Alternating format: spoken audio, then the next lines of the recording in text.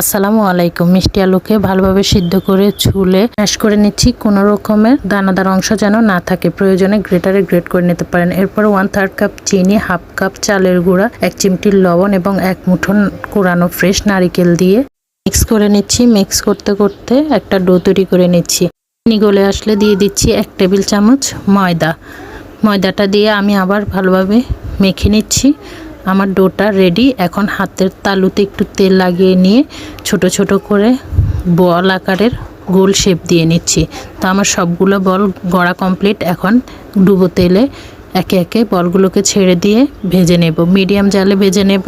প্রথম পর্যায়ে খুন্তি দিয়ে নাড়বো না, হাত দিয়ে একটু নেড়ে চেড়ে দিব। এরপর কিছুটা লালচে হয়ে আসলে উল্টে পাল্টে ব্রাউন কালার করে ভেজে নিলেই কিন্তু মিষ্টি আলুর পিঠা রেডি। উপরটা কিন্তু খুবই ক্রিস্পি এবং ভিতরে সফট একটি টেক্সচার আসছে। আল্লাহ হাফেজ।